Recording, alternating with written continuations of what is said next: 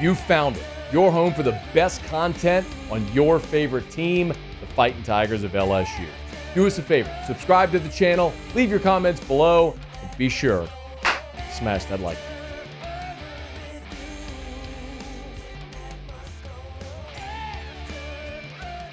We were going to talk some recruiting and some transfer portal, and sometimes timing just works out. About 15 minutes before I walk in here to go on air, LSU pops for Josh Thompson, the newest addition into the class. Sam Spielman from Rivals on Twitter at Sam Spiegs, good enough to join us. Sam, we appreciate the time. How are you? Doing great. Thanks for having me, Matt. Absolutely. Let's just start right there with Josh Thompson. As I said, sometimes timing just works out perfect. Portal edition number 14 for LSU fills a need along the offensive line. What do you make of the get for Brian Kelly and the Tigers? I think that they're trying to win the offseason. That this is the new offseason in college football, and LSU right now on the Rivals transfer portal rankings as the number 2 class. I know that fans of the Tigers obviously somewhat frustrated after National Signing Day from the high school side of things, losing key commitments from Bryce Underwood and a few other out-of-state targets. But they've backed up their offseason plans. They have fully invested in adding weapons at all their positions of need, rather, through the transfer portal. Like you just said, 14 additions. Some of these are literally the best players that are available in the transfer portal. We're talking top 2 or 3 players at their position.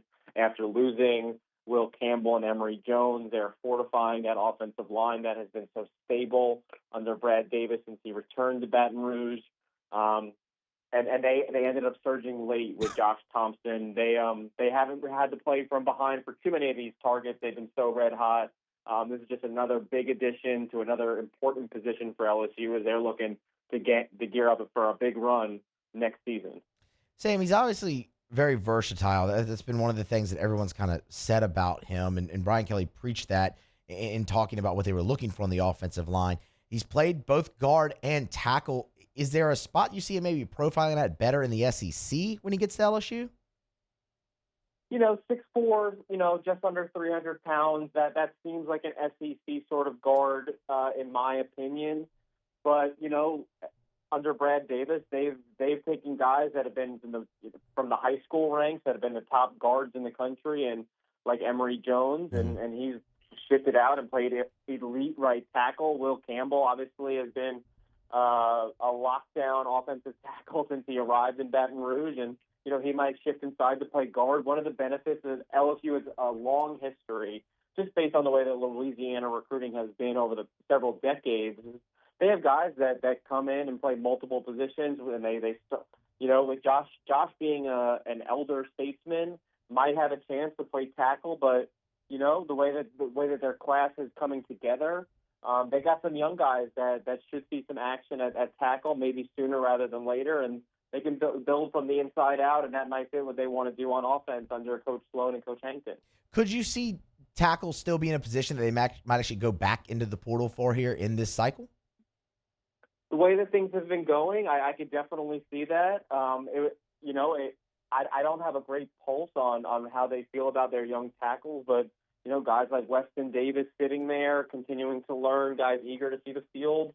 If they deem it a need, I guarantee they're going to hit it in the portal. But so far, it looks like they feel good about some of the young guys they have, maybe some of the guys that have been developing behind the scenes, getting some playing time behind Emory and Will over the last couple of seasons, and it might be their time to kind of step into those roles. And by fortifying some of the other spots around them, getting a nice veteran core to return, gives those young guys a chance to step in without too much pressure on them.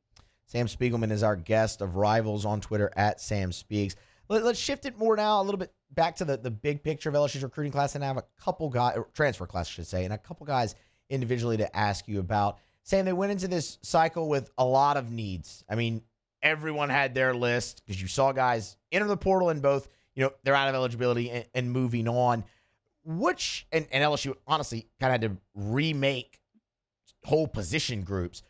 Which group do you think they've done the best at remaking so far early in this portal cycle? I feel like I would be neglecting what they're doing at wide receiver. I mean, I wouldn't have said that was the biggest position group of need going into this offseason. But that seems to be the position that I feel that they not only hit and address, but address in a significant manner. Obviously, you're losing guys like Tyron Lacey, but you bring back Aaron Anderson, who took a huge step forward, and you were surrounding him with some proven guys, and the kid from Oklahoma, whose name is, of course, escaping me, Nick Anderson. Yep. Barry Brown from Kentucky was among the top high school receivers in the country. He was a top 50 player with blazing speed.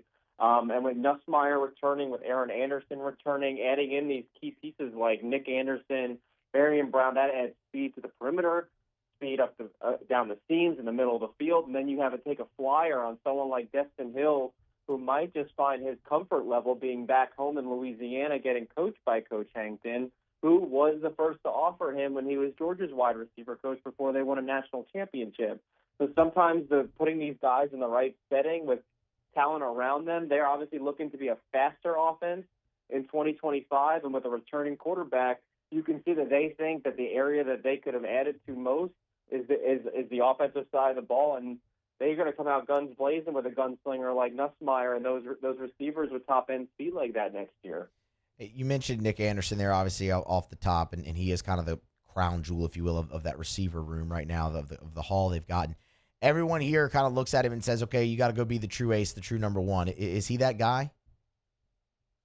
He has been, and he's got a history of doing it. First of all, LSU lost someone that they thought would eventually develop into that guy in Shelton Sampson, who kind of fits the same mold as Nick, and I could be wrong. I think they were in either back-to-back recruiting classes or the same one, but they fit a very similar profile. Nick is a big outside guy at 6'3", almost 6'4", almost 200 pounds, but he's a long strider. He can win 50-50 balls.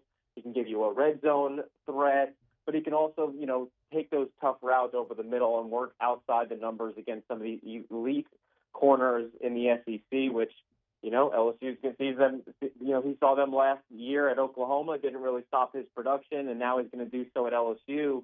I don't know if he has to be the number one guy because of the weapons around him, but he certainly has that potential to fit that prototypical X receiver that can be the alpha, and you surround him with complementary pieces like Aaron Anderson and Barry Brown that if you leave open or in single coverage, they're going to take the top off the defense with one play. And that opens up holes in a big way for your running back as well as in the passing game. A couple more for you, Sam, kind of turning back more now towards the class and what's next. We talked about could they go back in and get tackle. One position here that everyone's still starred, bold, highlight, asterisk, next to, whatever you want to do, is safety. And they've been in it with a couple guys, haven't gotten them to campus. What else is out there right now for LSU at safety, potentially in the transfer portal? It's definitely, with some of the departures that they've had, going into the offseason as well, before those departures, you can easily point to the secondary as being one of those position groups that needed upgrading. I know that, obviously Corey Raymond returning to Baton Rouge, he's kind of shifting around the personnel to try to find corners that fit his mold and safeties that not only can play back deep, but can also fill a very important role in the SEC, and that's your nickel corner position, kind of a jack of all trades, and that's what they had last year. I don't know. I really don't know where they're going to turn at this point. We were still seeing portal guys, pop in every day or so. This is a nonstop situation. But it's certainly an area that I know is circled on their board for obvious reasons, not only depth, but you're looking for a starting quality safety to come in and really play a role next year. You have to also remember this is the initial transfer. Yep. We're going to see a lot more guys get into the portal again in the spring, looking for homes, and they're going to try to see if it was safety or do they have to get maybe two more position groups to address. Heck, not just the spring portal. Even after teams finish their bowl games, they got the 5-day window. So it's a long way from over. One more position group to kind of ask you just some broad thoughts on it, and that's edge. I mean, LSU had to replace a lot there with Swenson and Jones being out of eligibility. Obviously, Deshaun Womack transfers to Ole Miss. And they brought in Patrick Payton, Jack Pyburn, and Jamari Butler, 3 top 20 edge players. What do you make of the work LSU did at rebuilding that room? Yeah, well, between Coach Peoples and Coach Davis, when they, not saying these are direct quotes by any means, but, if you look at the LSU defensive front and you compare that to defensive fronts that you think are going to win SEC championships and compete for playoff spots, that's not the LSU defensive front that you're used to.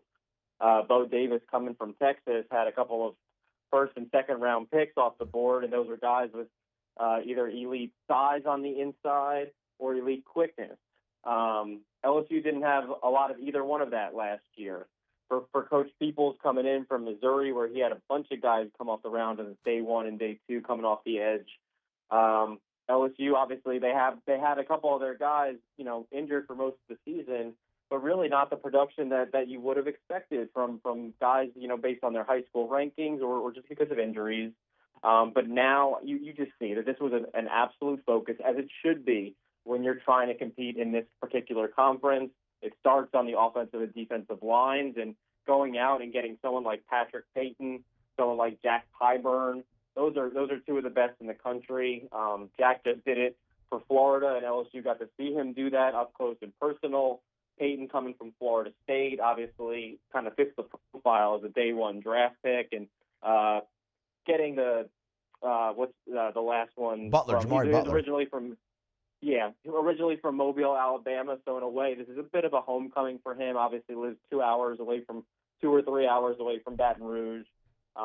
Those are quality gets to not only add starting level guys that can come in, play a veteran role, play from day 1 on, but also add a little bit of depth so that you're not relying on these high school kids to come in and have to play right away. They can kind of earn their spots, and we just saw Harold Perkins coming back. Yeah. Those guys are going to be even more individual looks against offensive lines with number 7 back in the building.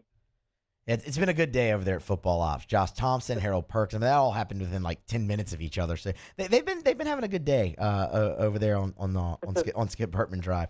Sam Spiegelman, national recruiting analyst for Rivals. He's on Twitter at Sam Spiegs. Sam, we appreciate the time as always. Happy New Year, and I'm sure we'll catch up in 2025. Appreciate you guys. Happy New Year. Absolutely. That is Sam Spiegelman, national recruiting analyst for Rivals. Give him a follow on Twitter at Sam Speaks. They're on a heater, and it continues, and they're not done. Talked about it there. Safety. Will they go back in and get a tackle? All of that remains to be seen. They have a lot to sort through, but one thing's for certain right now, as we sit here on December the 27th, 2024, the arrow is pointing up for LSU in 2025. Will they reach the potential that they can? Well, you have to go out there, mesh, make plays, and win football games to do that. But they're certainly setting themselves up for that type of success. Hey, thanks so much for watching. Please leave your comments. I love to interact, and be sure to hit the red subscribe button below.